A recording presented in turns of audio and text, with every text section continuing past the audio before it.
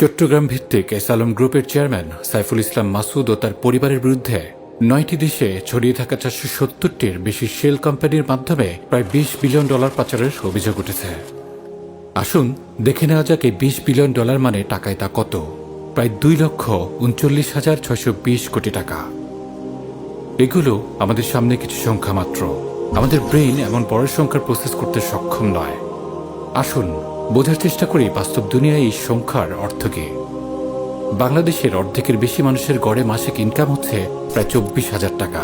এই সালমের লুটে নেওয়া ওই পরিমাণ টাকার বাস্তব দুনিয়ার অর্থ হচ্ছে প্রায় ১০ কোটি মানুষের পুরো মাসের বেতন। বলা যায় পুরো বাংলাদেশের অর্ধেকের বেশি মানুষের বেতন। কিংবা একজন গড় উপার্জনশীল বাংলাদেশে প্রায় ৮৩,২০,১৩৯ বছরের বেতন। কিংবা এই টাকা দিয়ে প্রায় ২ লক্ষ পরিবারকে কোটিপতি বানিয়ে দেওয়া সম্ভব ছিল। এ তো গেল কেবল কিছু সংখ্যার হিসাব। এবার চিন্তা করে দেখুন, এই পরিমাণ টাকা যদি দেশের ভেতরেই থাকত, যথার্থভাবে দেশের আর্থসামাজিক কাঠামোর মধ্যে বন্টন হতো, তাহলে দেশের আর্থসামাজিক চিত্র কেমনভাবে পরিবর্তিত হতে পারত। লক্ষ্য করুন, এই পাচারকৃত অর্থকার এদেশের জনগণের, আমার, আপনার, আমাদের।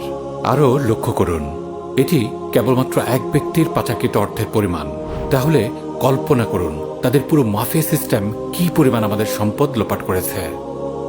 আরও প্রশ্ন করুন, কিভাবে তারা আমাদের উপরে এই জুলুমের বৈধতা পেয়েছিল।